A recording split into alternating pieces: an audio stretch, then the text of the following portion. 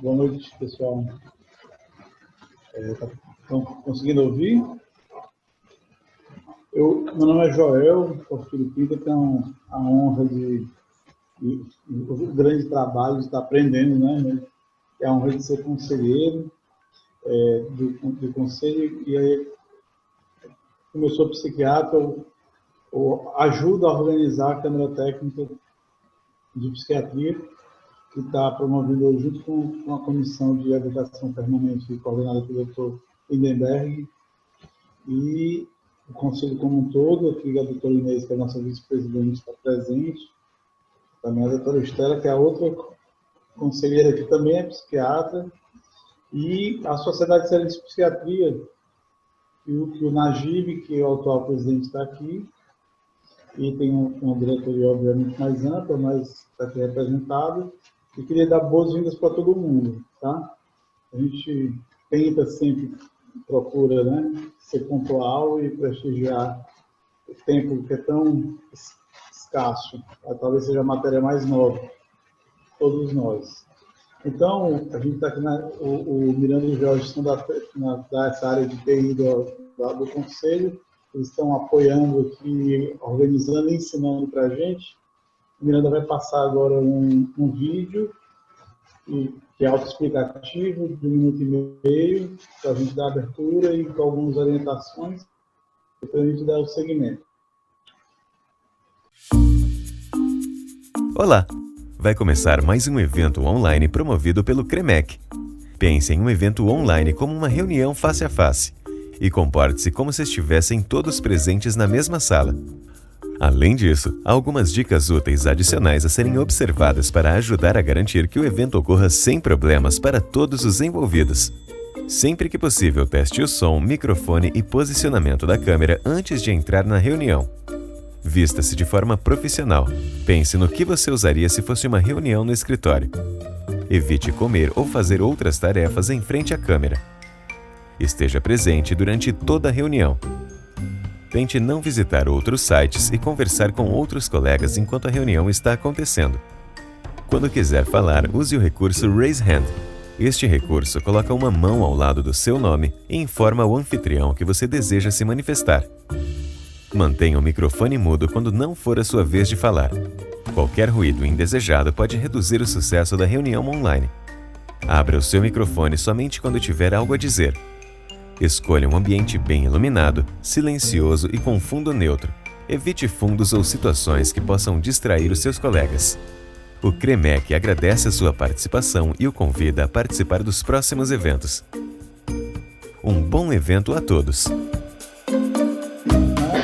Só lembrando que, a essa altura, acho que todo mundo já está um tanto acostumado, né, com reuniões virtuais, digitais, e essas sugestões de etiqueta, né?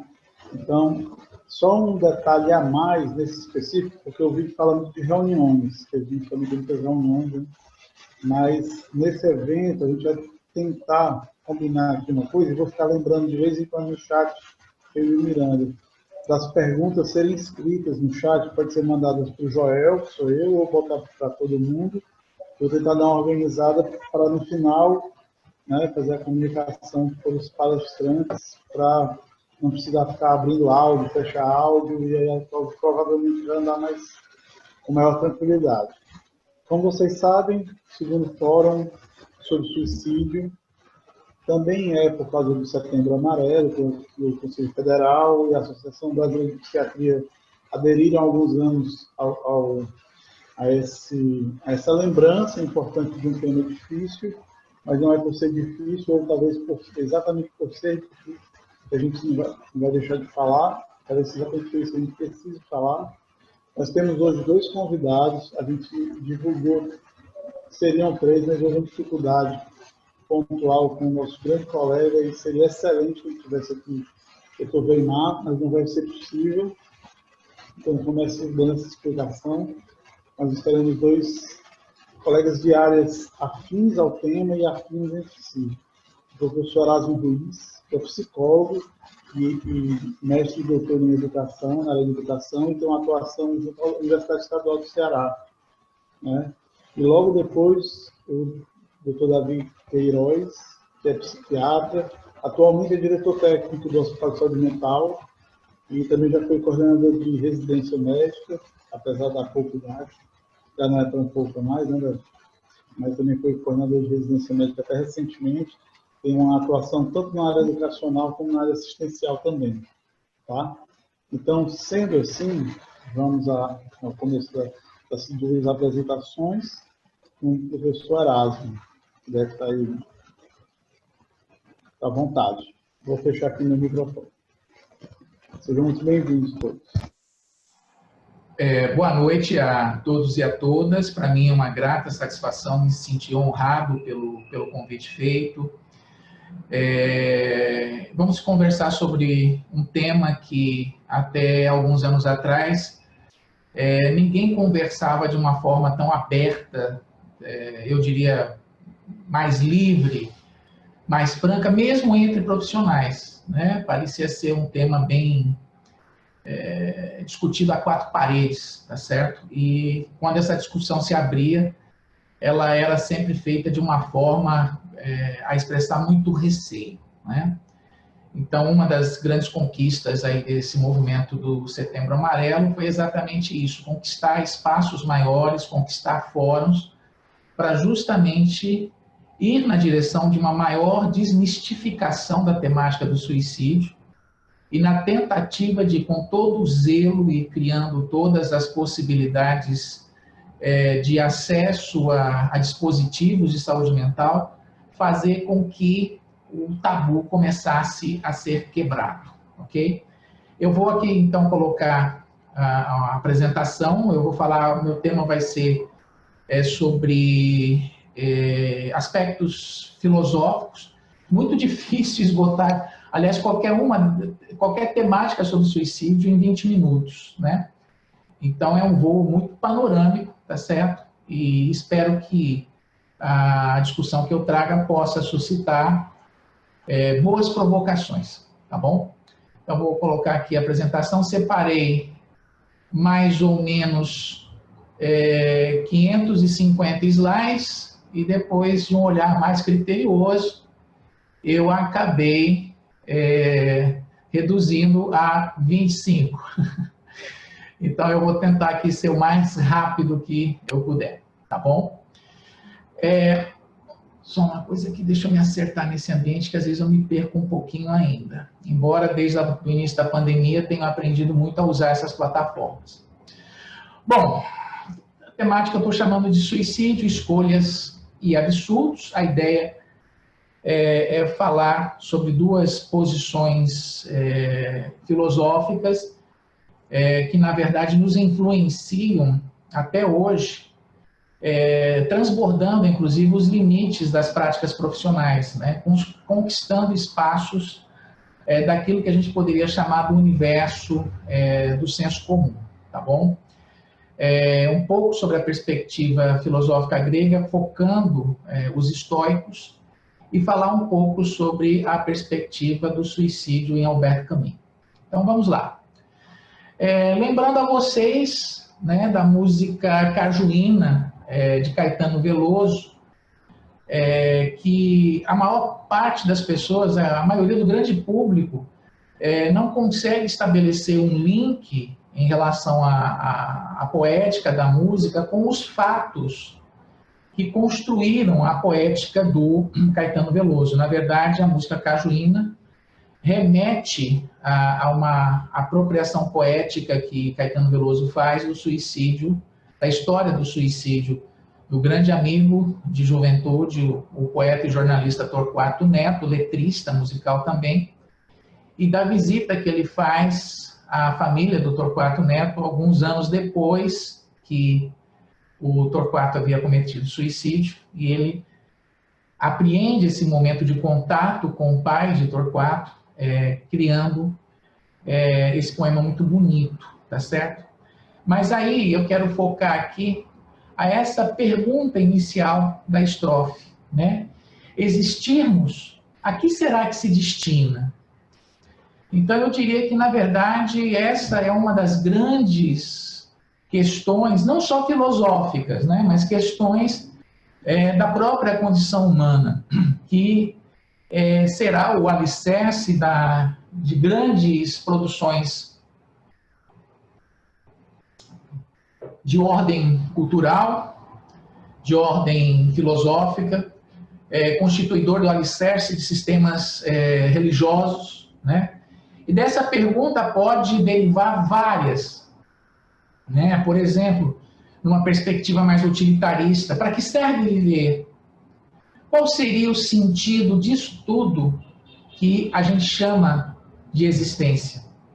Será que viver tem alguma finalidade? Para que viver se um dia nós teremos que morrer? O que é o viver em função do ter que morrer? Muitas pessoas usam a expressão ser relacionado à morte. Na verdade, o ser não existe, né? Não é uma condicional, mas sim algo que é imposto, né? Então, o que é o viver em função do ter que morrer? O que ou quem determina a duração da vida? Existe destino? Existe Deus? Existem deuses? O homem, se o destino existir, pode ser dono do seu destino? Bom, então parece que isso já foi dito várias vezes, é praticamente lugar comum, mas parece que, na verdade, o grande adubo da filosofia é a problemática da morte e tudo que deriva dela, né?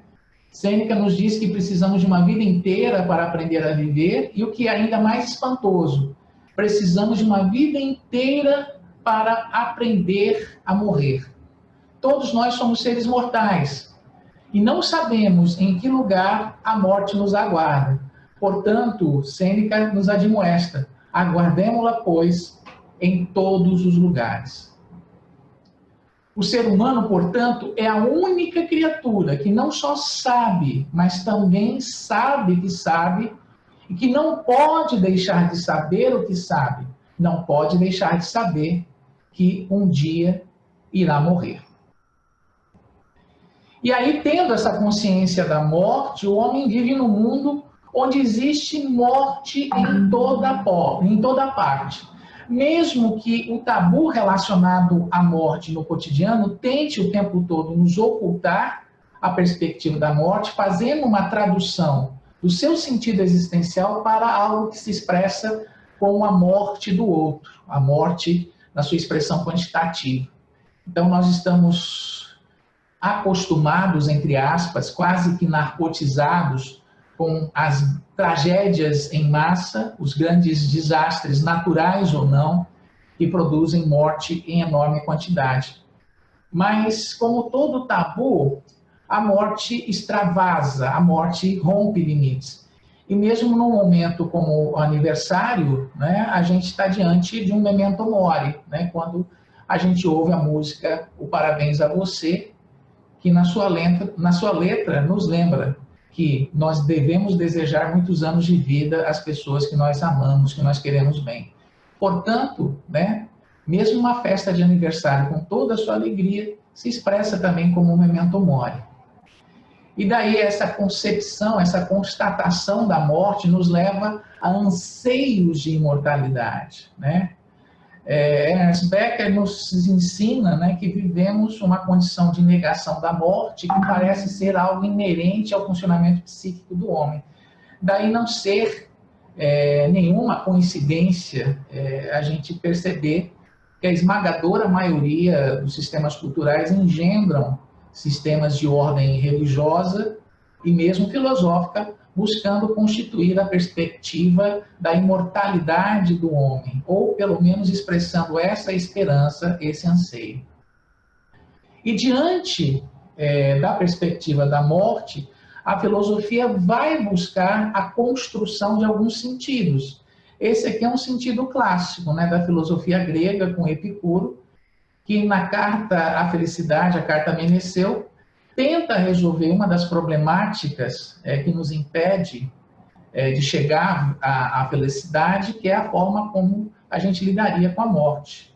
E aí, nesse famoso axioma, ele nos ensina que a morte, o mais temível dos males, é para nós um nada. Enquanto nós existimos, não existirá ela, e quando ela chegar, nada mais seremos. Desse modo, a morte não toca nem os vivos, nem os mortos. Entretanto, né, a saída para buscar uma perspectiva que separa a vida e morte em dois mundos, em uma dicotomia, em tese não parece bem sucedida, na medida em que grande parte de nós estamos ansiosos em busca de respostas em relação à vida, em busca da construção de sentidos, principalmente a algo inerente à condição humana. A perspectiva do conhecimento prévio da morte, que está posto na nossa cognição, em tensão permanente com a nossa expressão afetiva que busca, de uma forma ou de outra, construir processos de negação. E aí, quando a gente remonta a problemática do suicídio, que é uma problemática que vem junto com a discussão da perspectiva da morte, a gente vai ver que, desde lá da filosofia grega, né, o suicídio será concebido como um ato que contraria a vontade dos deuses, ok? Isso está posto, por exemplo, em Platão, e essa perspectiva platônica, ela vai criar raízes profundas que lá na frente vão ser assimiladas, inclusive, pelo próprio cristianismo em desenvolvimento, que vai exacerbar essa perspectiva de negação do suicídio como algo que fere a vontade divina, portanto, algo que deve ser profundamente questionado. Para quem conhece um pouco sobre a história do suicídio, sabe que, por exemplo, em alguns locais na Idade Média, quando se sabia posteriormente a morte de alguém que essa pessoa teria cometido suicídio, o corpo era exumado, levado a um tribunal, julgado, né? E o cadáver, como pena, ser arrastado pelas principais ruas da cidade, ok? Então, o tabu em relação à problemática do suicídio tem raízes profundas na nossa sociedade. Já os estoicos, né, cujos principais representantes são Zenão na Grécia, depois Sêneca, Marco Aurélio na Roma Antiga, vão ver no suicídio uma espécie de escolha legítima, desde que não fosse motivado pela paixão da morte, a obsessão pela morte, ou então a covardia frente ao sofrimento que poderia ser suportado. Então, nesse sentido, o suicídio poderia expressar-se como um gesto até de liberdade, pois o sensato não foge da vida, dela sai por livre e espontânea vontade. Portanto, o suicídio teria um valor moral para os estoicos, né? Que se centraria na avaliação se existem critérios que podem legitimar a nossa escolha por essa saída. Critérios não válidos, aquele que nos levam à fuga dos nossos deveres, né? O soldado que se suicida à véspera da batalha por medo do sofrimento que os ferimentos atrozes e a morte poderia provocar nele, tá certo? Ou então uma resposta válida, a resposta a uma doença limitante e intensamente dolorosa. Então, nós temos que tomar muito cuidado, né, com determinados julgamentos que a gente possa fazer, em particular de Sêneca, né, que tem muitos textos, muitos escritos, estabelecendo inclusive uma defesa em relação à prática do suicídio dentro desses contextos, né? Pois a gente está falando de uma sociedade onde as intervenções de ordem médica, de ordem terapêutica, eram extremamente exíguas, né? E medicações ou fármacos que pudessem combater dores intensas praticamente não existiam, tá certo? Então vamos avançar.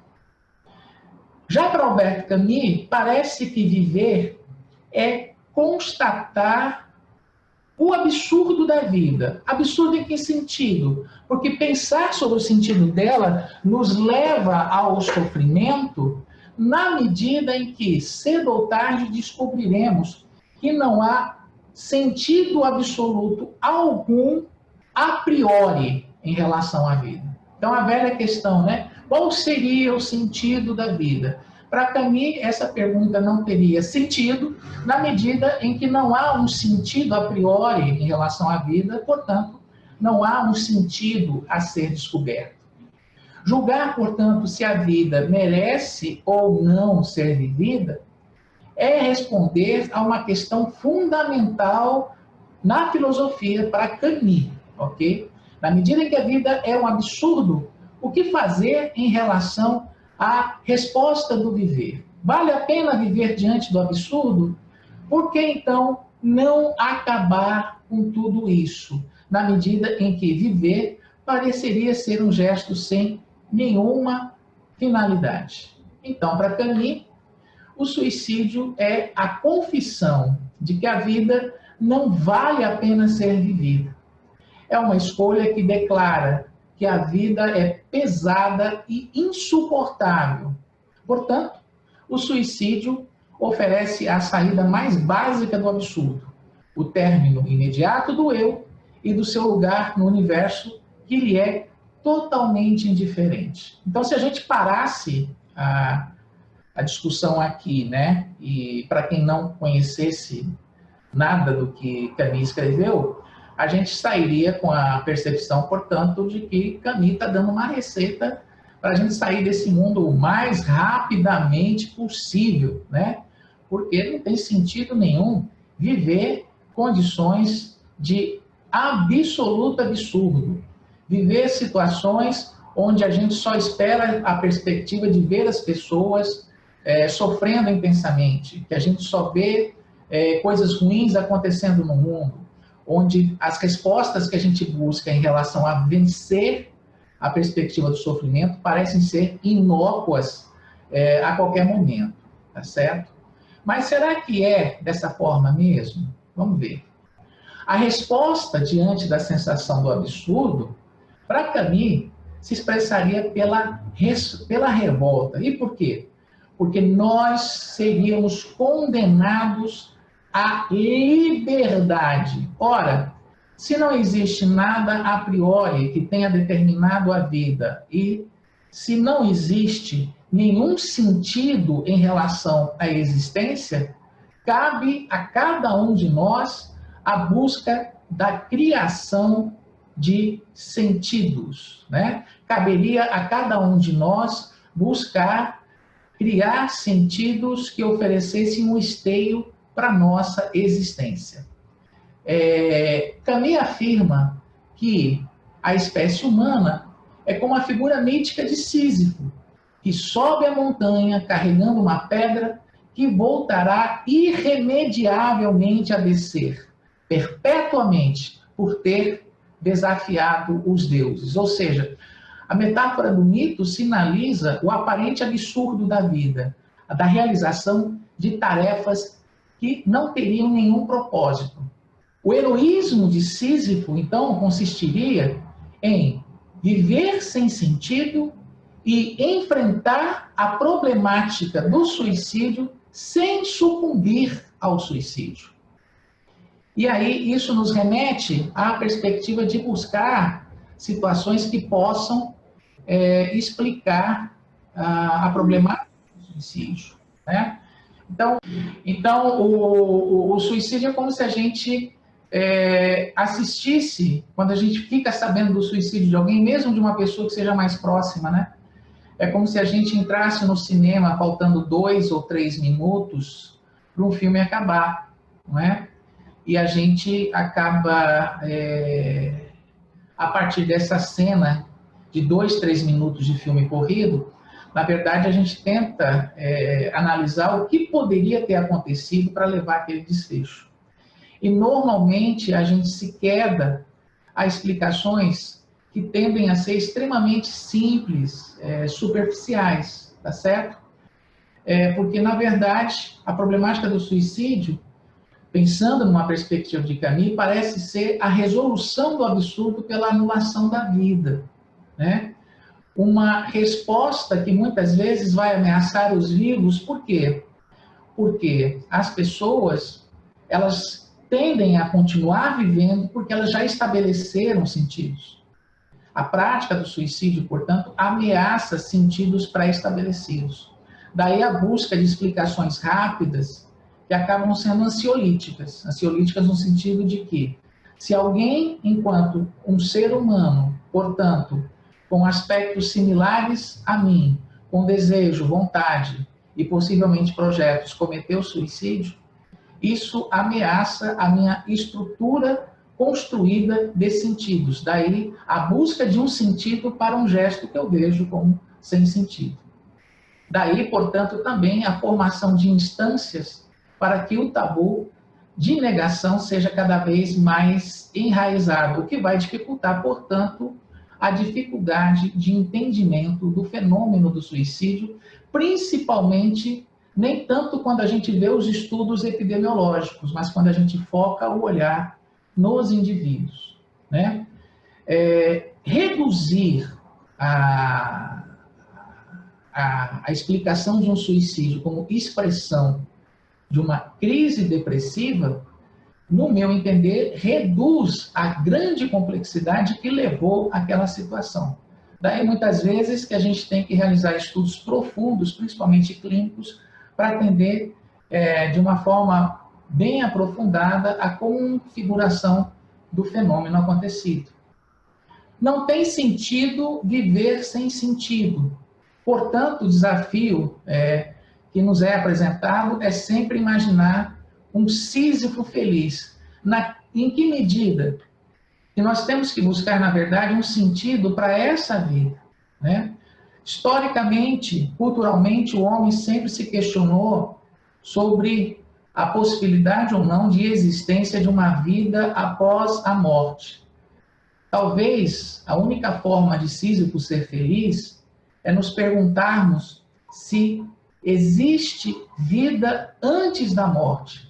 A produção prática para essa resposta significa, entre outras coisas, a produção de um sentido para viver. Suicídio é frequentemente apenas um grito por ajuda que não foi ouvido a tempo. Muito obrigado. Obrigado, professor. Muito obrigado mesmo pela apresentação brilhante. E agora a gente continua recebendo as perguntas, tá, pessoal? Para o final, para os debatedores, e o Davi começasse a apresentar. Ô, Joel, desculpa, eu não escutei. Não, só estou começando. Beleza, por favor. Eu acho que o Miranda está com minha apresentação. Se não tiver, eu a tenho aqui. Opa, foi boa. Vou até me arrumar aqui na câmera para ficar com a postura mais adequada, que eu estou vendo aqui que meu avô está aqui na sala. É um cara espetacular, assim, uma pessoa que me inspirou e me inspira até hoje. Muito do que tem dentro de mim vem dele, né? E aí eu tenho que me portar aqui. Se eu cometer alguma gafe, a culpa não é dele, não é minha. Mas boa noite a todo mundo. Muito obrigado aí pelo convite, em nome aí do Joel, pelo convite do CREMEC. É sempre um prazer. Eu acho que esses momentos, eles são muito bons para a gente pensar o nosso papel de cuidado, cada um. A gente vai conversar aqui que todo mundo da sociedade, né, toda a sociedade tem uma função quando se fala em cuidado das pessoas com comportamento suicida. E então eu acho que esses momentos são muito bacanas para a gente poder pensar o nosso lugar nele, né? É muito bacana a fala do professor Erasmo, e eu fico até toda a vida morrendo de inveja, porque eu fico querendo colocar essas coisas mais assim bacanas, né, mais interessantes nas apresentações, mas acabam me colocando coisas mais assim, do cuidado em si. Mas eu sempre aprecio muito essa parte mais filosófica, como ele diz, é inesgotável. Você tem aí pelo menos uns 5.000 anos de filosofia sobre isso, né? Enfim. Bom, primeiro, Miranda pode passar, fazer aqui algumas definições, né, que podem parecer óbvias, mas é sempre bom a gente lembrar, até porque tem algumas questions divergências na literatura, né? Mas, primeiro, o suicídio ele é um ato intencional, deliberado de causar a morte a si próprio, né? Sui a si mesmo, caedere, de matar, né? É interessante porque esse termo, apesar de o suicídio sempre existir, né? A gente tem relatos aí muito antigos de suicídio. Esse termo ele é até novo, ele é do século XVII, né? Quando o suicídio passa a ser visto pela medicina, né? Então passa a ser visto como um problema de saúde. E a tentativa de suicídio ele é o comportamento suicida não fatal, e a literatura inglesa, principalmente inglesa, né? Também europeia, mas inglesa, coloca com ou sem a intenção clara de morrer. Né? Então a gente precisa fazer, dependendo de onde você esteja lendo, a tentativa de suicídio vai incluir o comportamento autolesivo sem a intenção propriamente dita de morrer. Pode passar. Bom, e por que a gente tem que falar sobre suicídio, né? Eu sempre, quando vou começar, eu tento seduzir as pessoas. Por que isso é importante? Por que você vai perder aí um tempo da sua vida para falar sobre isso? Mas um importante motivo é que pelo menos 800 mil mortes por ano no mundo por suicídio. É a segunda causa de morte entre jovens no mundo, né? Só no Brasil são 11 mil mortes por ano. E a gente está falando aqui de números sabidamente subnotificados, né? A gente vai ter um momento sobre isso. E assim, além desse impacto que tem o suicídio, boa parte das pessoas que morrem, elas buscam ajuda, né? 2/3 falaram sobre suicídio um mês antes de morrer. 45% das pessoas que de fato morreram por suicídio foram atendidas na atenção primária de saúde um mês antes, e 20% na saúde mental. E esse dado é interessante. Tudo que eu estou colocando aqui, eu tenho uns estudos, no final eu coloco, e eu posso até dar para o pessoal do CREMEC uma pasta com a apresentação e os trabalhos para disponibilizar para as pessoas. Mas 100% das mulheres que morreram por suicídio tiveram pelo menos um atendimento na atenção primária de saúde no ano antes de morrer. Pode passar, Vini.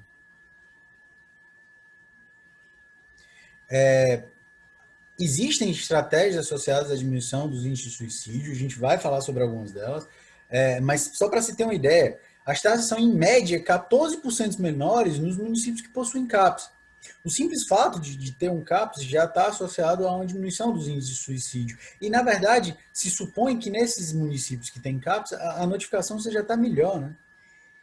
E o principal motivo talvez seja esse. Existe uma enorme lacuna de conhecimento no que se trata sobre suicídio, tanto da questão dessas questões mais do comportamento, né, de por que as pessoas tendem a isso, quanto fenomenológica, né, e de tratamento. E é interessante isso, porque um bom motivo para os profissionais de saúde não perguntar sobre suicídio é porque eles questionam a habilidade que eles têm de falar, de avaliar o risco o comportamento suicida, né? Esse estudo de 2012 ele mostra que, apesar de ser rotina para os clínicos gerais, né, os GPs lá da Inglaterra, eles não perguntam sempre. E quando foi falado com ele é porque ele fica com medo de não saber o que fazer caso a pessoa diga que está pensando em se matar. Então a gente precisa falar sobre isso exatamente para a gente diminuir cada vez mais essa lacuna de conhecimento. Pode passar, Miranda, por favor. São 800 mil mortes por ano, como eu falei, né? 78% em países de média ou baixa renda. Os homens se matam mais, 3 a 4 vezes mais.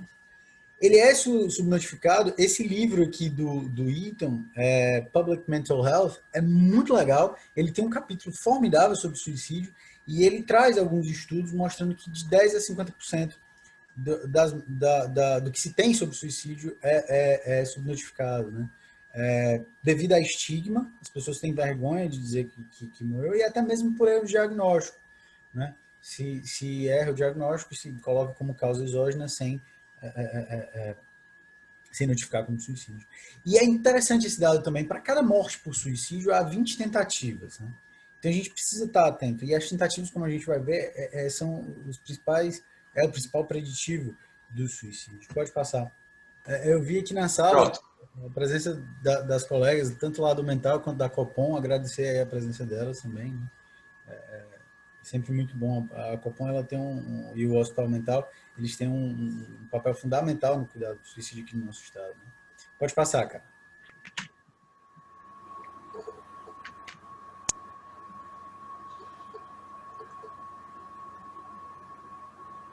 Isso, pronto. Aqui é só para exemplificar a quantidade de óbitos por suicídio no Brasil. Você tem uma tendência a crescimento, né? Aí 5,7 mortes por 100 mil habitantes. Pode passar. As tentativas também têm subido, né? Você vê que aqui essa linha azul são as mulheres e a verdinha são os homens, né? As mulheres tentando mais suicídio do que os homens, mas também em crescimento. Isso pode ser devido porque a partir de 2011 a tentativa de suicídio foi colocada como notificação compulsória, né? Pode passar. É mais prevalente em idosos, né?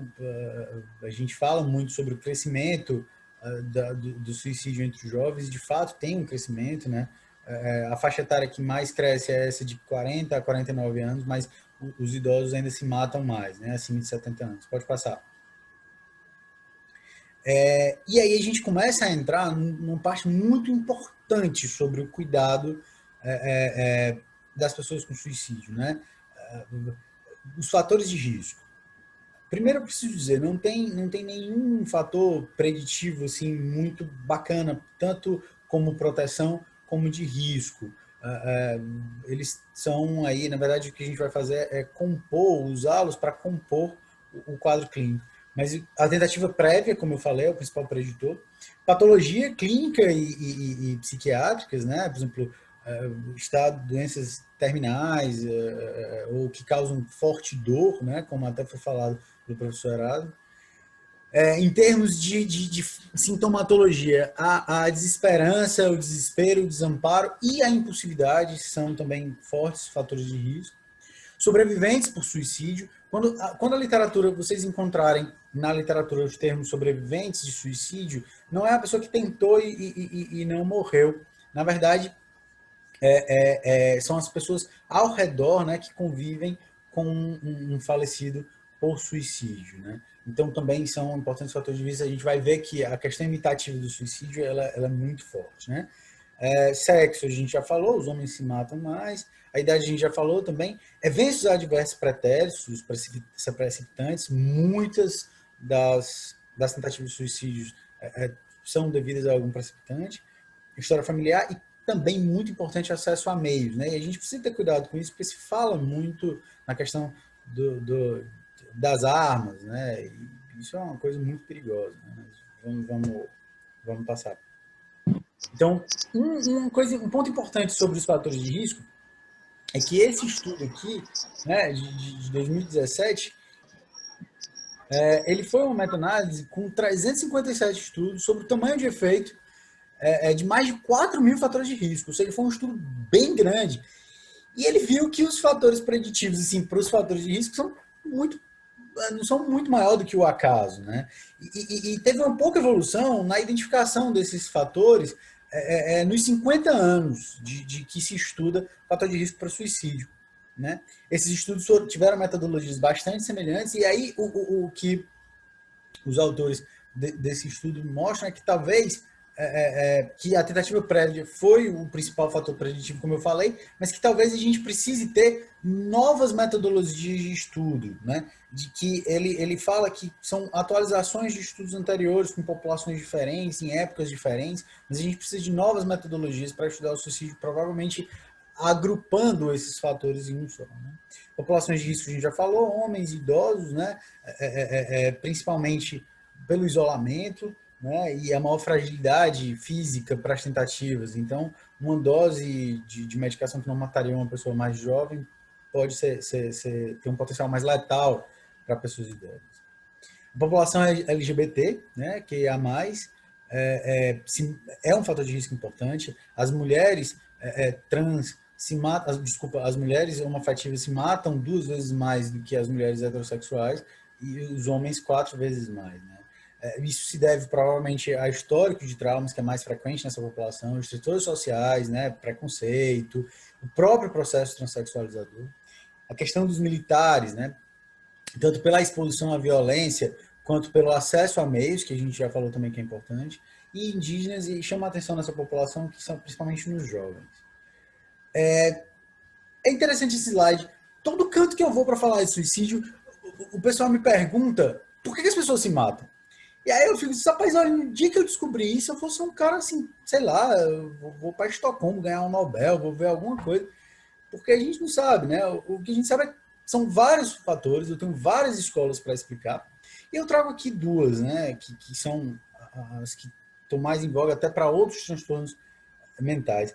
Mas o modelo de estresse diátese, ele é um modelo mais aceito hoje para o desenvolvimento do comportamento suicida, e ele traz o seguinte, que a diátese é um desenvolvimento de um risco que é duradouro, né, que ocorre em um tempo precoce, e que ele gera uma suscetibilidade a esse comportamento maior, e que essa susceptibilidade é duradoura. Um dos fatores encontrados, né, como traços de personalidade, como sintomas, como não é nem evidofenótipo, né, como fenômenos, é o pessimismo, agressividade, impulsividade, aspectos genéticos, epigenéticos, né, e adversidades na infância. E aí tem o estresse, que vem de fatores ambientais ou situacionais que precipitam a ruptura de fatores protetivos, né? Como o professor Erasmo falou, a gente fica nessa dialética, né? Eu sou psicanalista, a gente não posso me furtar de dizer que a gente fica nessa de querer viver e querer morrer o tempo todo, né? A gente vive nessa ambivalência. Olha, eu dou maior valor a andar de moto, eu sou médico, eu dou maior valor a andar de moto. Aí eu tomo minhas precauções e tal, eu vou numa velocidade razoável, meu avô está aqui, então para não ficar preocupado, vou numa velocidade razoável, mas é um flerte com a morte. Então, mas eu tenho os meus fatores protetores, né, para me esquivar disso. E só que se vier um estresse, um precipitante, vai ter uma ruptura desses fatores, e eu tendo já uma susceptibilidade duradoura, como a gente falou, vem o comportamento suicida. Então, assim, um exemplo disso seria piora de quadro psiquiátrico, né? Mas como o professor Erasmo falou, é muito reducionista você dizer que é uma depressão que vai causar o suicídio, né? Mas pode ser o luto, outros estressores psicossociais, como vergonha, e aí é muito importante a questão da autópsia psicológica para a gente entender quais são os precipitantes, né? Então, o modelo de estresse diátese é mais ou menos isso. Eu tenho uma susceptibilidade por vários fatores que a gente colocou aqui, e ocorre um estresse que me fragiliza ainda mais, e eu passo a ter o comportamento suicida. O modelo integrado do processo de estresse, eu preciso fazer uma ressalva, como eu disse, o modelo integrado do processo de estresse, essa tradução é minha. Eu procurei em textos em português alguma tradução e não encontrei, então vocês depois dão uma olhada para ver se tem outra tradução melhor. Mas ela postula que desfechos ruins, como o suicídio, são resultados da interação dos seguintes fatores. Primeiro, circunstâncias ambientais, como falou, que seria o estresse. Um plano de fundo biológico, patologias, a questão genética das pessoas, né, epigenética. Disposições pessoais, como traços de personalidade, crenças, valores. A gente sabe que muitas vezes o suicídio ele é exaltado, né? Você vê o harakiri, né? Outro dia teve, agora foi 2011, uma coisa assim, teve um primeiro-ministro japonês que se matou porque foi descoberto num processo lá de corrupção, né? Então ele foi e se matou. E eu sei o que vocês estão pensando, né? Se fosse aqui, até esses índices de suicídio estavam bem maiores, né? Mas a gente vai aqui. Situações atuais de vida, o estado civil interfere, né? A gente vai ver que os casados se suicidam menos do que os solteiros. Trabalho, e você está empolgado com o seu trabalho, você tem uma relação boa com o trabalho, a questão da renda, suporte social e o coping. Eu nunca encontrei uma tradução bacana para o coping, mas coping é a capacidade que a pessoa tem de lidar com as situações que vêm, que se apresentam na vida, né? Talvez aí uma coisa parecida seria a resiliência, né? Enfrentamento. Desculpa interromper. Enfrentamento. É como... Enfrentamento. Enfrentamento. É como costumam usar aqui. São técnicas de enfrentamento, né? É a capacidade que você tem de lidar com os estressores, né? O suicídio ele tem um potencial imitativo muito forte. Isso já foi falado e a gente precisa ter cuidado, né? Ele tem uma carga afetiva que atrai muita atenção. Pra vocês terem uma ideia, ele está presente em 13 das 15 tragédias de Shakespeare, né?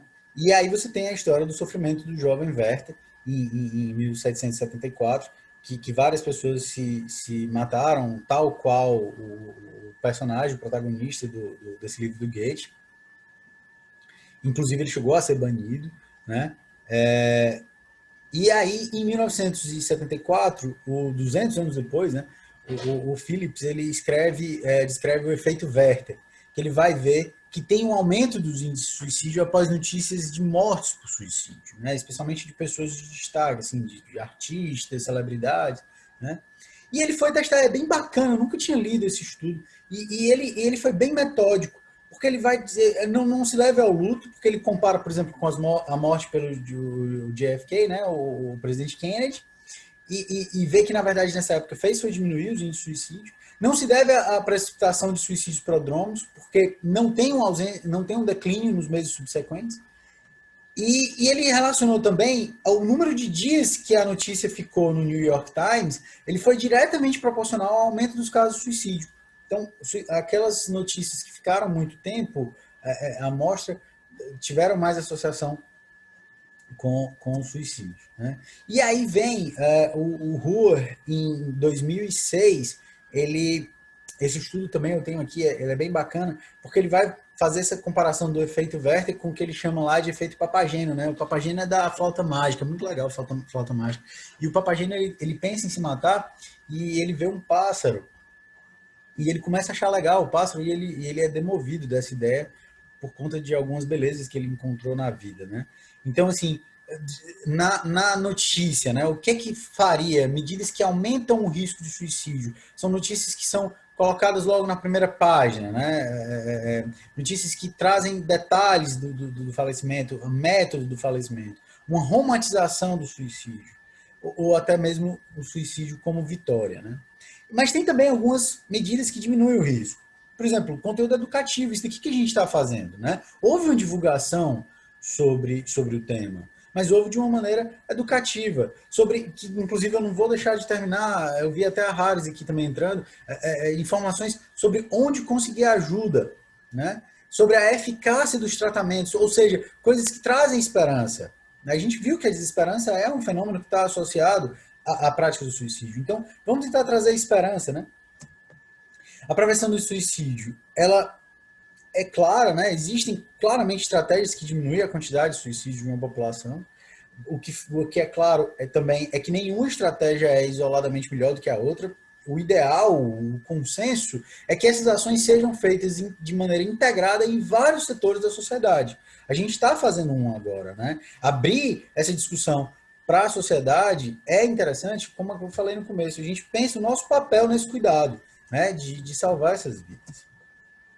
Ele deve necessariamente envolver as famílias, antes e depois da tentativa, já que a gente viu que o sobrevivente é um fator de risco importante. Eu preciso reduzir acesso a meios, né? Isso também foi um dos primeiros estudos que falava sobre a redução de índice de suicídio, foi lá no Sri Lanka, que eles distribuíram uma caixinha de ferro com chave para as pessoas guardarem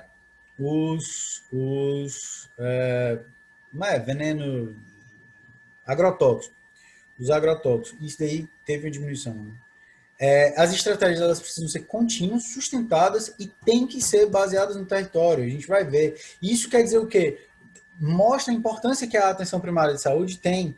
Inclusive, o Mental Health Gap é um programa da OMS, né, que vem tentar diminuir a lacuna que tem de cuidado na saúde mental, e ela tem um capítulo, esse Mental Health Gap, ele tem um capítulo só para suicídio, né? É um texto que é voltado aos trabalhadores de saúde da atenção primária, né, especialmente para aqueles lugares que não têm acesso a especialista, e ele traz um racional bem bacana como prevenção do suicídio, né?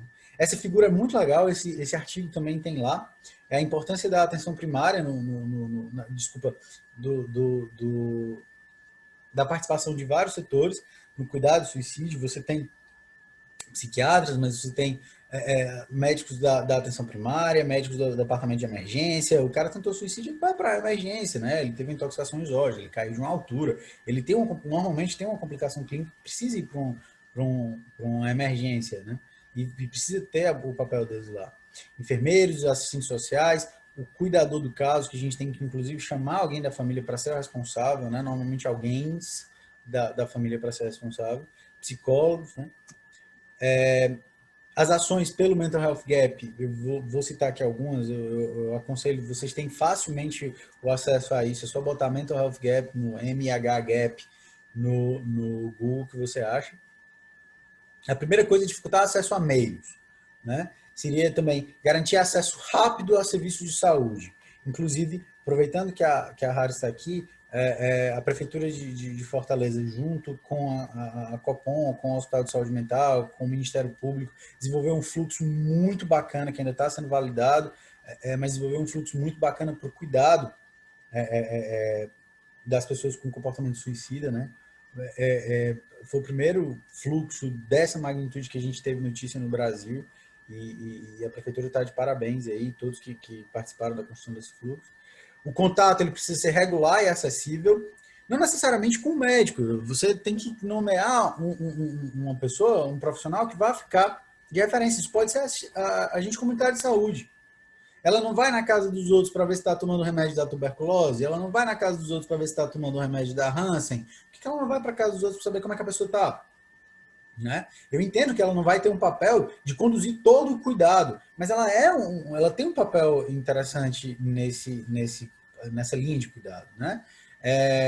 Abordagens terapêuticas centradas na resolução de problemas e o uso do suporte social, né? A gente viu que o isolamento é um fator de risco. Eu vou precisar de hospitalização em alguns casos, né? Quando o risco de tratar no território for alto. Às vezes não é nem pela motivação que a pessoa tem, né? Você vê, se eu tenho uma pessoa que tem ideias passivas de morte, se Deus me levasse seria bom, mas ele mora na zona rural, tem uma arma em casa a 30 quilômetros de qualquer equipamento de saúde. Esse cara ele talvez tenha um risco muito maior do que uma pessoa que está com ideação ativa mas que tem um suporte familiar bacana, que tem um acesso a serviços de saúde bacana, né? Então, vai ser avaliado o risco de tratar no território, se não for tratar, precisa de uma hospitalização, né? É necessário ter intervenções nas escolas, nas mídias, na sociedade em geral, e a ideia é tentar reduzir fatores de risco. E uma das principais maneiras de você reduzir fatores de risco é você tratar a patologia de base. A gente já falou, os principais fatores de risco, tentativas prévias e patologias, inclusive psiquiátricas. Então, tratar a patologia de base é uma importante maneira de você prevenir o suicídio, né? Algumas possibilidades futuras. Esse capítulo lá do Public Mental Health, que eu estava trazendo, ele traz umas coisas bem bacanas. Primeiro, elaboração de novas metodologias de estudo. A gente falou aqui que 50 anos de estudo para tentar um fator preditivo, uma escala bacana para suicídio, não deu efeito. Então, a gente precisa rever as metodologias. E aí ele traz esse machine learning, né? Que com esses novos computadores superpotentes aí, eles conseguem prever padrões com agrupamentos de informações que a gente não consegue prever. Então, talvez seja o canal, né? Quem tem aí um computador muito bacana pode fazer esse tipo de estudo. A criação de sistemas de informação, e é necessário, é uma das ideias que eu tenho levado para a Copom, é você ter um sistema de informação legal que vai me dar rapidamente dados epidemiológicos. Vocês viram que eu trouxe dados epidemiológicos de 2015, não é porque eu não fui atrás, não, é porque não tem, o Ministério da Saúde ainda não divulgou. Né? Você tem o DataSUS, você tem o SIM, mas eles não trabalham esses dados. É difícil, uma aluna lá da psicologia veio me ligar outro dia, me perguntando onde é que conseguia, eu disse, é difícil mesmo. Precisam ser feitas autópsias psicológicas sistemáticas, até para guiar as intervenções.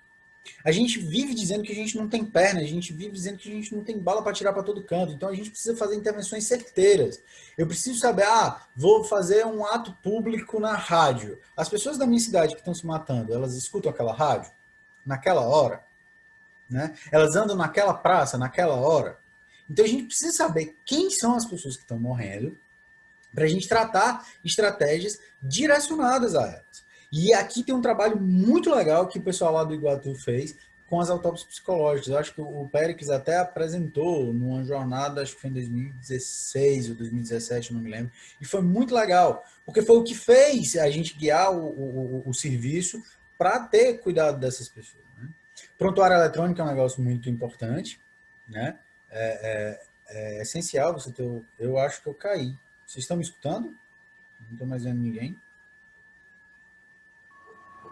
Estamos ouvindo, doutor, perfeitamente. Ouvindo aqui.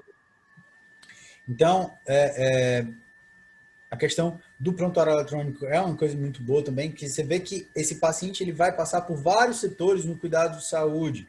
Então, eu ter um prontuário eletrônico unificado facilitaria muito. E a outra coisa é uma plataforma eletrônica para o acompanhamento do paciente ao longo dessa linha de cuidado. Se o cara é atendido no hospital X e é encaminhado para o CAPS Y, ele tem aí alguns quilômetros e horas de lacuna que ele pode se perder, né? E ele pode se perder exatamente porque ele quer se perder, porque ele quer se matar. Então a gente precisa ter uma plataforma eletrônica para o acompanhamento dessas pessoas, para eu saber, para me notificar, eu CAPS, eu atenção primária, eu gestor do cuidado, ter notificado que aquele paciente naquela hora saiu daquele hospital. E se ele não aparecer no meu CAPS, eu pelo menos ligar para o cara, né? Hoje em dia a gente está aqui, ó. Eu estou no meu consultório, vocês estão cada qual aí nos cantos de vocês e a gente está podendo conversar, né? Então a gente esquece às vezes que a gente está no século XXI, né? Que a gente está em 2020. É muito importante você ter essa plataforma de eletrônica, né? E essa foto aqui é uma foto lá em Beberibe, não sei se vocês conhecem, ali na descida do Morro Branco. E eu coloquei ela aqui por dois motivos, que foi eu que fiz e eu achei ela muito bacana. E o outro motivo é porque nesse dia, assim, isso era coisa de 5 horas da manhã, ou talvez até antes, e eu acordei com o propósito de sair para tirar foto. Só que estava chovendo para dedéu. E aí eu disse, não vou sair e tal, não vou sair. Eu disse, mas eu vou, pior das hipóteses, eu vou e volto. E apesar de todo o tempo desfavorável, deu para eu sair e tirar uma foto que, pelo menos no meu julgamento, ficou muito legal, né? E eu acho que esse é nosso papel como ente da sociedade, como cidadão, né? De tentar levar a esperança, de tentar mostrar uma maneira. As pessoas, quando estão em sofrimento, não conseguem ver essa maneira. Não é porque elas não queiram. Não é porque é falta de Deus, ou falta disso, daquilo outro, né? Não, elas não conseguem. Elas até tentam e não conseguem. Então, a gente tem, cada um de nós, tem o papel também de levar a esperança a essas pessoas, de mostrar que existem tratamentos, né? De acompanhar, de estar junto, de suportar a dor dele, para que ele também facilite suportar a dele, né? E aqui a bibliografia, como eu falei, muito agradecido, pessoal. Espero não ter estourado muito tempo. Obrigadíssimo, Davi. Muito obrigado, cara. Os outros elementos aí epidemiológicos também e clínicos, né? Enfim. Eu vou ler aqui algumas perguntas que chegaram, já são algumas, e o professor Erasmo puder aparecer de novo, eu sei que ele só fechou o vídeo, mas a Cristina mandou duas perguntas. A primeira, acredito que foi na hora da apresentação do professor Erasmo, mas vocês fiquem à vontade aí. Não há momento em que a aceitação da morte vai acabar conduzindo ao vazio existencial? É uma pergunta, obviamente, de ordem filosófica também. E acredito que seja mais direcionada ao professor Erasmo, mas Davi também pode... Vou repetir, tá? Não há um momento em que a aceitação da morte vai acabar conduzindo ao vazio existencial. No momento que estava falando lá do mito do Sísifo, né? Abordado pelo Camus. Alô? É isso? Oi. A primeira pergunta era mais direcionada... Alô, me escutam? Tá bom, eu sei. Tá ótimo. Cadê o professor Erasmo? E a segunda para o professor Davi mesmo. A outra eu vou fazer já. Bom, eu ia brincar dizendo que se eu tivesse realmente uma resposta certeira para essa pergunta, eu já estava no terceiro tratado, né? Porque é a resposta que é uma das perguntas que a condição humana persegue há milênios, tá certo? Eu diria que eu faria talvez o raciocínio inverso, né? Pegando aí a velha tradição dos estoicos, eu diria que, na verdade, é a não aceitação da morte que produz o vazio existencial, na medida em que nós vamos produzindo projetos de vida, formas de olhar o mundo, tendo como espelho o tabu que nega a morte, né? E o nosso desafio é esse, né? Na verdade, é descobrir se existe vida antes da morte. Para que isso possa acontecer, eu tenho que aceitar que a morte faz parte da condição da minha existência da forma mais plena possível, tá certo? Porque se eu não fizer isso, na verdade, a minha vida tenderá a ser vazia. Eles trazem eu lembrei do Camus, né? Estava lembrando do Camus nesse sentido, porque antes da sensação de absurdo e de náusea, tem que vir a aceitação da finitude, né? E Sim. às vezes as pessoas não saem da sensação do absurdo e da náusea para encontrar uma felicidade, ainda que seja uma felicidade tal qual Sísifo. Às vezes eu fico me perguntando por que algumas pessoas elas passam a fase do estarrecimento do absurdo e outras não, outras ficam no vazio existencial, né? Em tese, pela perspectiva do Camus, quem não consegue ultrapassar de forma alguma a fase do absurdo é o nosso candidato maior à prática do suicídio, né? Porque ele está com a existência congelada no absurdo e, portanto, tem qualquer perspectiva de existência na busca da construção do sentido cada vez mais esvaziada, né? Na verdade, o suicídio seria uma resposta, uma das possibilidades, né? Uma resposta frente ao desespero produzido pelo o sentimento de absurdo. A outra pergunta, Davi, acho que tem mais a ver com você, mas também é a mesma coisa. O professor Erasmo também pode perguntar. O comportamento atual de adolescentes de se cortar, né? O comportamento de autolesão, faz parte do comportamento suicida ou do risco de suicídio? Fiquem à vontade. Beleza. É aquela história, né? Como foi falado, para uma parte da literatura, comportamento autolesivo com ou sem intenção suicida, né, com intenção de morrer, é uma tentativa de suicídio. Para outra parte, não. O comportamento autolesivo pode ter vários significados para pessoas, especialmente para os adolescentes. Tem um componente imitativo também muito grande, né? É uma maneira assim bem winnicottiana aí de você testar a continuidade com o mundo, né? Com o ambiente, a maneira com que você se relaciona com o ambiente. Tem uma questão também, uma outra maneira de você experimentar a dor, enfim, tem uma infinidade. Eu acho que cada pessoa vai ter um significado para aquele ato de se cortar. Mas o interessante é que ele se corta na pele, normalmente em locais que pode. É claro que eles se escondem boa parte das vezes, mas é também uma comunicação.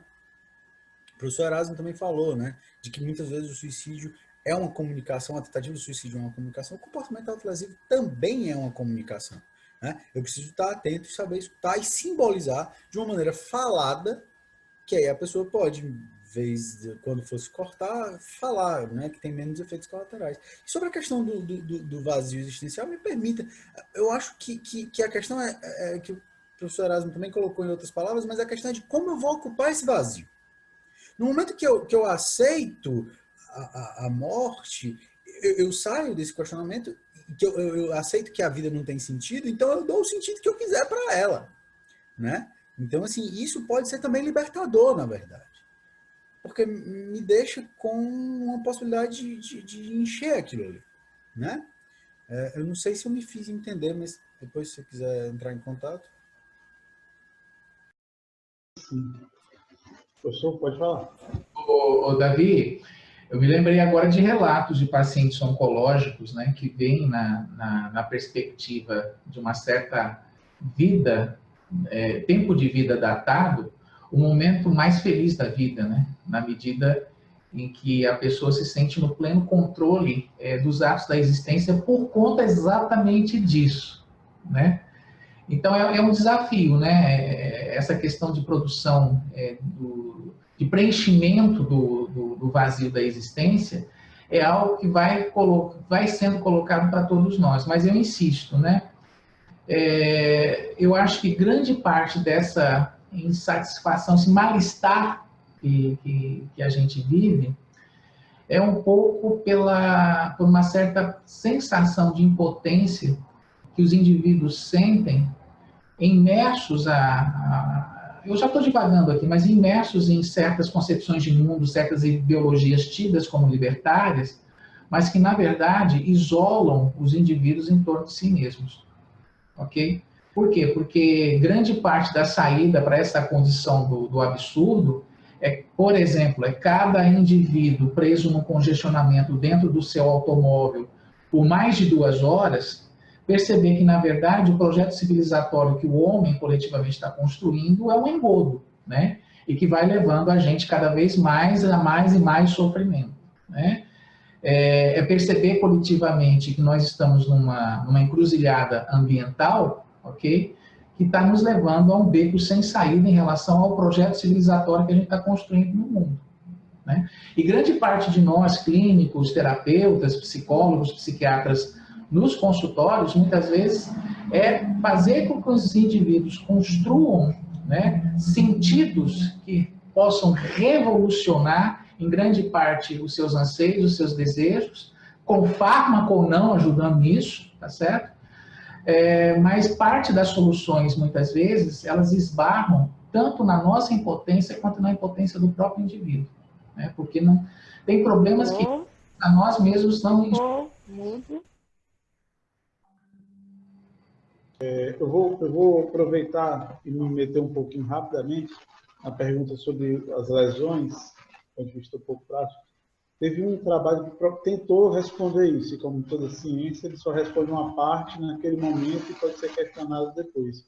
Mas acompanhou quase 8.000 tentativas de lesão não suicida ao longo do tempo. A maioria era do gênero feminino, né, do sexo feminino, e viu que depois de acho que, se não me engano, 3 ou 5 anos, não vou lembrar agora, alguns anos.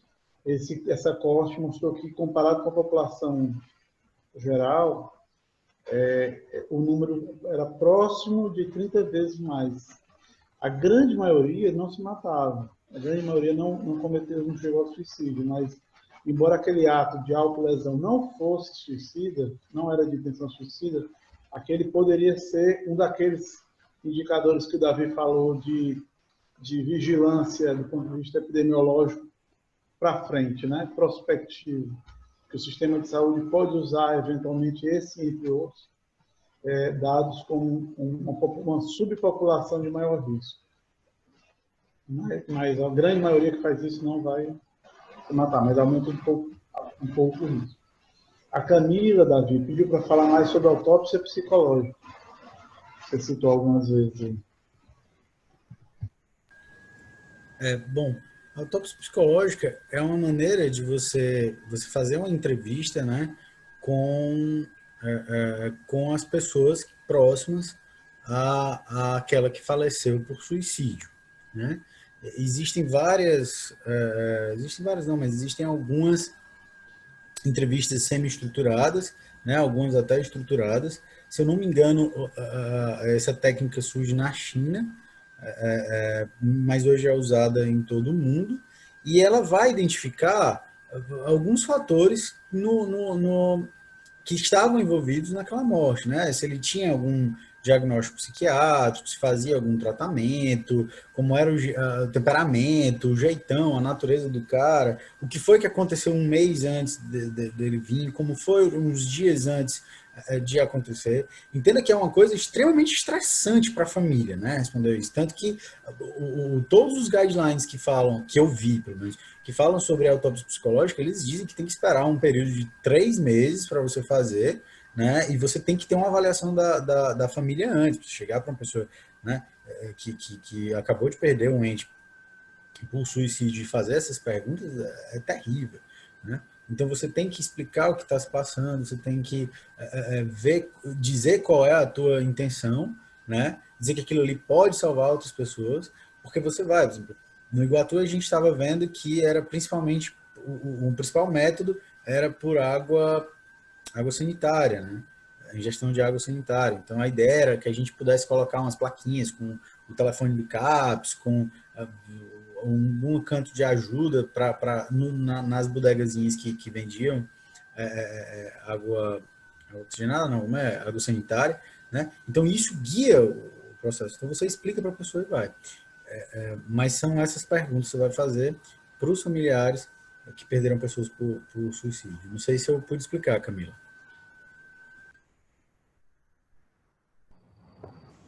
O Raimundo Melo, nosso grande amigo Raimundo, lá da Sociedade também, ele faz uma pergunta que eu acredito que seja já sociedades mais coesas ou mais divididas afetariam o risco social de suicídio? Uma pergunta, né? Com colocação até. E pede também para comentar o uso de álcool e outras drogas sobre o risco de suicídio. Tá? E tem um comentário aqui do Najib, quem quiser pode dizer também, mas eu vou agradecer aqui a participação das perguntas. Pelo horário, eu acredito que essa seja a última. Tá? Mas fiquem à vontade aí. É só para a gente encerrar as perguntas, mas não as respostas.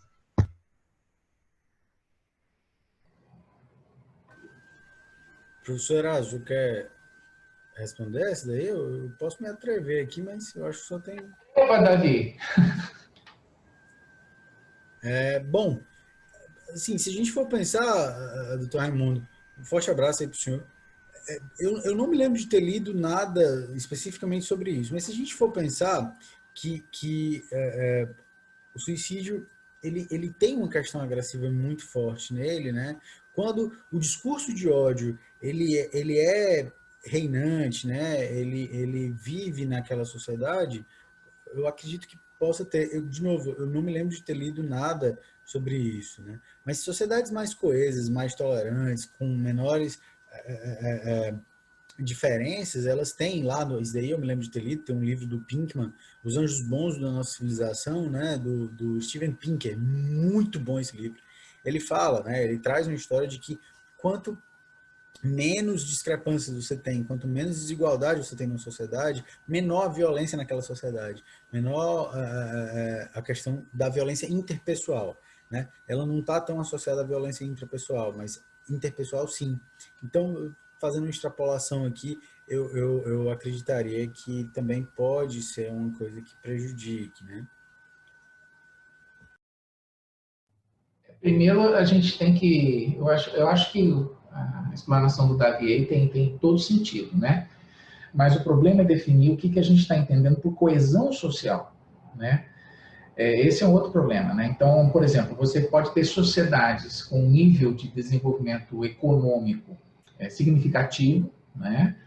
Com uma segurança social estruturada, porém, com um forte comportamento marcado pela ideia da individuação, né? Então, famílias muito pequenas, casais que vão ter filhos depois dos 30 anos, tá certo?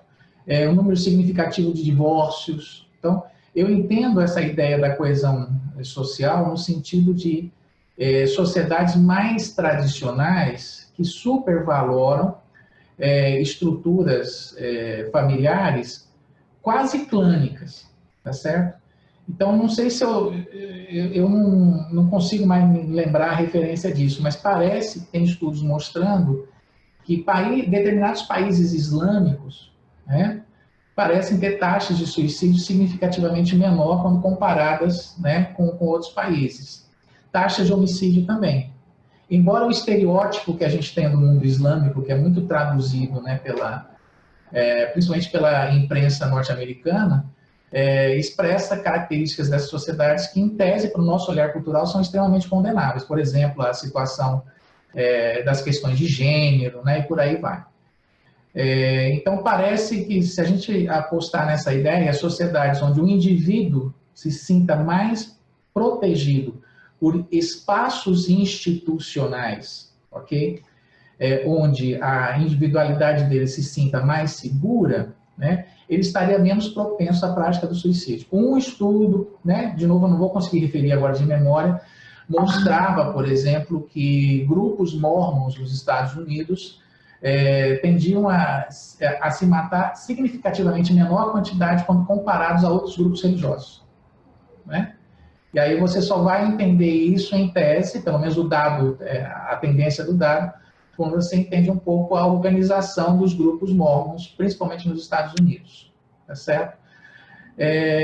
Meu Deus, me deu um... Ah, sim, uma outra coisa interessante, né? Sociedades mais ricas e com uma justiça distributiva, em tese, cria situações de segurança que vão, de uma certa forma, prevenir o aparecimento maior da violência, tá certo? Ainda assim, nesses locais, as pessoas continuam se matando, né? Me lembrei agora de um estudo falando de uma situação na Dinamarca, por exemplo, que é tido como um dos melhores países do mundo para se viver, com uma seguridade social fantástica, né? E que as pessoas se espantavam, mas como é que pode se matar na Dinamarca? Lá é um paraíso, né? E foram fazer um estudo e descobriram que os dinamarqueses, aqueles que tentam cometer suicídio, em parte, eles se sentem meio isolados, porque todas as vezes que eles querem colocar os seus problemas existenciais, eles são repreendidos, né? Como é que você pode se queixar da vida num lugar como esse que a gente vive? Tá certo? Então, a depender da situação, viver numa situação de abastança pode inadvertidamente funcionar como algo que obstaculiza a possibilidade das pessoas colocarem seus problemas. Ou seja, eu acho que o suicídio é da condição humana. A gente pode lutar, prevenir, enfrentar a problemática, reduzir as possibilidades, mas ele vai sempre continuar acontecendo. Joel, só me permita aqui que eu esqueci, eu estava lendo aqui e esqueci uma colocação muito importante do Tom Raimundo que eu acho que está faltando na minha apresentação. A questão do uso de substância, né? O uso de álcool está muito associado ao suicídio. Uma das estratégias é afastamento, né, da substância. Então, é muito importante mesmo. Foi uma lembrança muito boa do Tom Raimundo aqui que ia passando. E a Dinamarca, professora, ela tinha índices altíssimos de suicídio e ela ficou como modelo assim, na primeira sequência de estratégias para reduzir o suicídio, né, reduzir os índices de suicídio. Porque viram que simplesmente aumentar acesso à saúde não era, as pessoas não tinham direito nem à primeira consulta. Sim. Então, assim, se matavam antes. E eles acabaram lançando assim, esse modo plural de pensar estratégia de prevenção do suicídio nasce lá na Dinamarca. Foi muito boa também a lembrança. A gente caminhando aqui para o final, o Dr. Renato Evandro, que é conselheiro também da Perforce, pediu a palavra. Pode abrir o microfone aí, Renato. Obrigado, doutor Joel. Bom, de início, boa noite. Gostaria de parabenizar tantos palestrantes com a organização do evento, né, inicialmente, né? Certamente é um tema que merece ser discutido em muitos momentos, né? E não só nesse, como no Setembro Amarelo que nós estamos vivendo agora, né? Esse é um momento que interessa do ano todo, de janeiro a dezembro, né? Mas se existe eu estava fazendo algumas reflexões pelo tudo que eu ouvi até agora. Se existe um tema que de fato poderá ser exemplificado como multifatorial ou como multiparticipativo, digamos assim, né? Esse é o tema do suicídio, né? Existem vários atores que vão atuar neste cenário, né?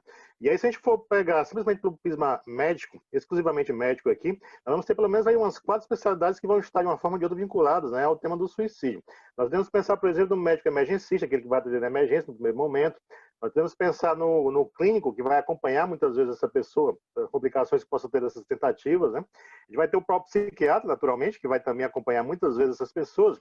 E vamos ter também um ator que muitas das vezes não é lembrado nesse cenário, que é a situação do médico legista, né?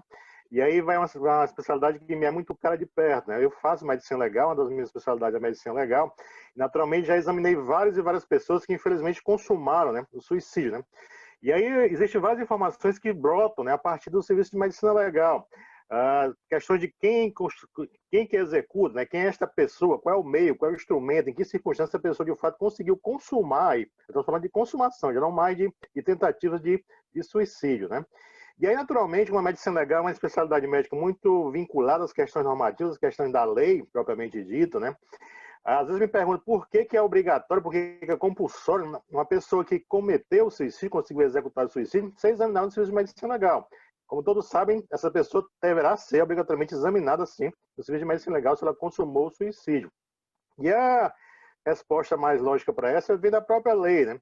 A lei prevê no Código Penal, lá no artigo 122, o crime de participação em suicídio. E aí que vem a minha pergunta, o crime de participação em suicídio. Esse crime descrito no Código Penal diz que existem 3 formas de executá-lo. Você induzir, instigar ou auxiliar alguém a cometer o suicídio. Induzir, instigar ou auxiliar alguém a cometer o suicídio. E aí vem a pergunta aí, que eu não sei se em relação à experiência de cada um, de repente os palestrantes e talvez até alguém da audiência também possa se manifestar, em relação a esse ator especificamente, né? O quão frequente ele é examinado, quão frequente ele é perguntado, digamos assim, né? Aquela pessoa que tentou suicídio, aquela pessoa que consumou o suicídio, de alguma forma existia alguém por trás dessa tentativa? Alguém de alguma maneira induziu, instigou, prestou auxílio a esse suicídio? É um crime.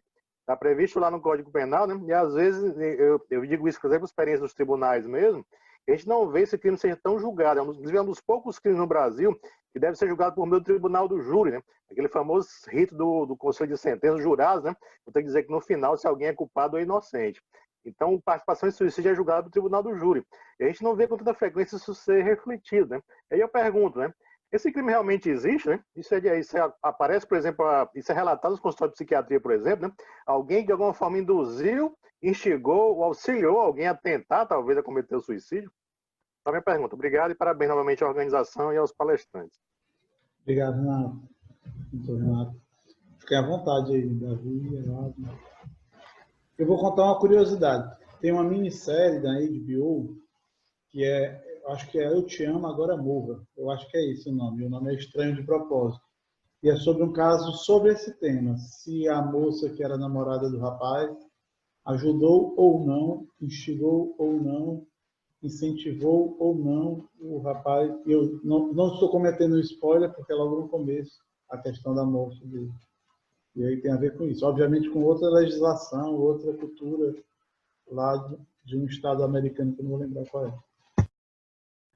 Parece, inclusive, que isso aconteceu de fato, não é? Eu lembro de passagem que teve esse caso de uma moça que estava sendo julgada justamente por ser acusada de induzir. Eu não falei, mas é um documentário mesmo, não é ficção, não. É da vida real. Para dentro.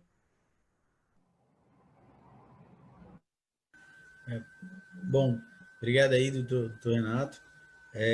Com certeza, né? O legista, o médico legista é muito importante nisso. Inclusive, foi um estudo, eu era interno, se eu não me engano, eu estava entrando no internato e o pessoal lá da faculdade, para a vida, conduziu um estudo com o IML, daqui de Fortaleza, para ver quais eram as principais causas, os principais métodos do suicídio aqui. E é como eu falei, né? Isso é importantíssimo para guiar ações. A gente está falando de uma coisa muito plural. Se eu não tiver esse alvo, eu vou ter que sair atirando para todo canto e não vou ser eficiente. Então, eu preciso... E uma das causas de subnotificação são erros de diagnóstico na hora de quem faz, porque em alguns países não é um médico que faz o exame, que faz a necrópsia. Que atesta, não é nem que atesta a morte, ele tem um nome aqui, coroner, eu não sei pronunciar, mas é uma pessoa da lei, da polícia que faz lá, ou se foi uma morte violenta ou não, e aí muitas vezes há esse erro diagnóstico. Então é importantíssimo, é uma coisa que a gente evita falar, né, e tal, mas é importantíssima a participação do médico legista. Eu particularmente não me lembro de ter visto alguém incentivando o outro, né? Se falava muito assim, teve uma história que me contaram, eu estou vendendo aqui pelo mesmo preço que eu comprei, tá? De que teve um suicídio lá na torre do Canal 10, que parece que o pessoal começou pula, e o caba, né? Então, assim, mas eu não tive notícia de nenhum crime dessa natureza, não. Eu também nunca ouvi falar aqui, nem colegas psiquiatras falando, eu não conheço. Mas é interessante, né? E aí o assunto é infinito, é gigante, infinito, mas porque aí vai até para outra discussão que algum dos colegas colocou aqui do filme, né, do Maradena, que é a questão do suicídio assistido, que é uma estrutura que não existe no Brasil, né, mas que foi uma grande discussão jurídica na Espanha, lá no caso real, que é também abordado. O professor Lázaro quer falar. Não, eu ia dizer que eu só conheço as histórias relacionadas ao Dr. Kevorkian, né? Em relação a algum caso, alguma situação que eu tivesse proximidade ou ouvisse falar no Brasil, eu também não conheço. Essa semana eu li o caso de um senhor que, diante do sofrimento da esposa, ele resolveu amarrar explosivos em torno do próprio corpo e tentar se matar junto com ela. Ela morreu, mas ele não, ele está sendo processado até hoje. A argumentação dele é que tinha sido um homicídio piedoso, porque ela havia pedido que isso fosse feito. Né? Então, agora a gente está lidando realmente com histórias muito tristes, né, que estão no limite do sofrimento humano, eu acho. Né? Completamente condenável alguém induzir uma pessoa à prática do suicídio de forma consciente e planejada. O problema é que muitas vezes, talvez, as pessoas possam estar fazendo isso de uma maneira inadvertida. Tá? Por exemplo, uma das grandes coisas que eu acho legal no Setembro Amarelo é a tentativa de desmistificar essa discussão de tal forma que as pessoas comecem a perceber que a expressão da ideação suicida, mesmo que seja numa piada, não é uma coisa engraçada, né? E que aquilo deve ser levado a sério. Então, eu já vi rodinhas de conversa em mesas, por exemplo, que alguém começa a dizer, se eu fosse me matar, eu faria isso, né? E a outra pessoa responde do outro lado, desse jeito você não se mata, não, você tem que fazer isso, isso, isso e isso. E todo mundo, kkkkkk. Então, acho que há determinados assuntos, né, que quem gosta muito de humor pode discordar de mim, até porque o humor ele é anarquista por natureza, né? Mas eu acho que deve existir espaços onde existe um certo limite para o humor, né? E suicídio é um assunto muito sério. Lembrei. Claro. A gente fica aqui até às 11, né? Cerveja e batatinha frita. Pode falar, fica à vontade. Não, eu lembrei de outra situação, de mensagens publicitárias que brincam com a problemática do suicídio. Né? O rapaz que vai cometer suicídio por enforcamento, ele sobe numa caixa de cerveja, quando ele olha para baixo, vê que é Heineken, ele desiste. Tá certo? Quer dizer, é uma coisa que a gente tem que pensar com carinho, né? Se isso não deveria existir uma legislação que, da mesma forma que a publicidade é impedida de colocar um casal fazendo sexo explícito no sofá para vender um produto, tá certo? Deveriam existir outras normas que impedissem esse tipo de publicidade, do meu ponto de vista. Em tese até tem, né? E existe um consenso, a própria OMS passa uma série de orientações, né? E eles têm uma questão ética. Teve um evento também lá no CREMEC que um jornalista participou, não sei agora o nome dele, mas é um cara... Foi o primeiro fórum. Foi. O fórum número 1 desse aqui. Exato. Eu me esqueci o nome dele agora, mas é um cara formidável. Ele fala que realmente tem algumas regras, né? E é importante que tenha. O próprio Setembro Amarelo, às vezes, corre o risco de, em algumas medidas, a gente estar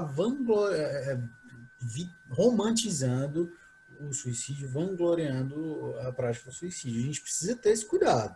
Por isso que eu fiz, assim, uma das coisas porque o tempo é muito curto, como o professor disse, a gente ficar aqui até meia-noite. E ele falou aí da batatinha aí, eu enchi a boca d'água. Mas, assim,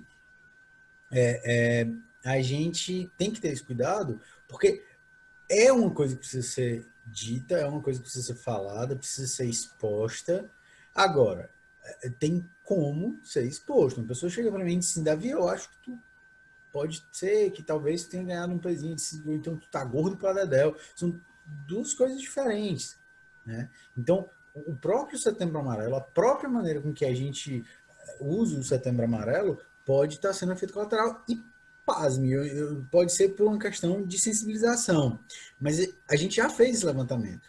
Em 2018 e 2019, em setembro, a gente teve um aumento dos atendimentos de tentativa de suicídio lá no hospital mental. Então, a gente não sabe, tipo, precisaria ser feito um estudo para saber se isso não é devido a uma maior notificação, entendeu? As pessoas estão mais atentas, as pessoas estão mais susceptíveis a escutar e aí encaminham mais. Eu não tenho essa resposta. O que eu digo é que em 2018, 2019, que a gente já viu, tem um aumento. Então, pode ser que seja numa vangloriação, numa tipo, romantização. Só dizer, a gente tem que aproveitar esse Setembro Amarelo para lembrar que precisa falar e saber como falar, especialmente trazendo esperança, mostrando que existe tratamento eficaz, né, com conteúdos educativos, né, com conteúdos de informação, né, e eu aprendi com o Joel mais cedo ontem que informação não é conhecimento, né, então assim, mas com essa ideia de passar um conhecimento, então a gente tem que ter cuidado com a maneira que a gente se porta. Davi, sabe qual o medo que eu tenho? É a coisa da caixa de Pandora, né? A caixa de Pandora. Eu acho que o Setembro Amarelo abre a caixa, né? Nos colocando o desafio de dar conta de uma demanda que aumentaria naturalmente. Se as pessoas estão se sentindo mais livres para conversar, tematizar, e o público que é chamado de leigo começa a perceber determinadas sinalizações como questões a serem notadas, avaliadas e tal, e aí isso nos leva à seguinte questão: nós temos estrutura hoje, nós temos dispositivos suficientes para dar conta dessa demanda? Não é? Isso não é uma justificativa para não fazer nada, mas é alguma coisa que tem que estar no norte das políticas públicas de saúde, porque, né, a gente fica nessa tarefa muitas vezes embora. Eu já perdi a conta esse mês do quanto eu falei sobre suicídio, que é um outro problema também, né? O risco que a gente pode estar correndo de criar uma cultura de que só setembro a gente fala sobre suicídio, né? E o resto do ano a gente vai cuidar de outras coisas, então, tá certo? Mas será que os dispositivos hoje dão conta? Do que eu consigo perceber informalmente, a resposta é não. Tá? E aí me permita, eu tô com o fio do horário, mas é porque isso é muito importante, né? A gente falou, e eu disse aqui, inclusive, que ia dizer onde buscar ajuda e não falei, né? Tem algumas pessoas escutando a gente e é importante falar, né? Se você tá te ocorrendo essas ideias, né? Assim, se conhece alguém que tá tendo essas ideias, procura a atenção profissional de saúde, vê uma avaliação, se realmente tem um plano, vai para o hospital, não dá para esperar, você vai para o Hospital de Saúde Mental de Messejana, para uma UPA, a prefeitura, como eu disse, a prefeitura de Fortaleza fez um bom trabalho com a criação de um fluxo bem plural pro cuidado dessas pessoas. Então, assim, falem, né, dessa maneira e procurem ajuda através dessas instituições. Atenção primária de saúde, até o hospital que é primário, né, até o Hospital de Saúde Mental de Messejana, que é terciário, existe esse fluxo, né? Então, eu precisava falar isso, Joel. Muito obrigado, pessoal. Rapidamente, não vai dar para responder a pergunta da Isadora, mas sim, o remédio importante para doenças graves, quando faltam, são causas de desestabilização, por exemplo, paciente psicótico crônico, quando falta antipsicótico, e pode ser um dos fatores, às vezes o principal, de uma recaída, reagudização, inclusive, se for o caso, de risco de suicídio. Pessoal, muito obrigado. O Raimundo aqui colocou como última mensagem lembrar o número do CVV, que faz um trabalho interessantíssimo há muito tempo, 188. Muito obrigado a todo mundo que participou, muito obrigado aos servidores, os funcionários do Conselho, né, aqui representado pelo Miranda e pelo Jorge, que ajudaram na estrutura, participação de todo mundo, os nossos grandes debatedores aí, o professor Erasmo, meu amigo Davi também, e muito boa noite, tá, pessoal? Isso vai ficar depois gravado, acredito que no canal do YouTube do Conselho, que a equipe da educação continuada, capitaneada do Dr. Lindenberg, está cada vez reforçando mais. Então, um grande abraço.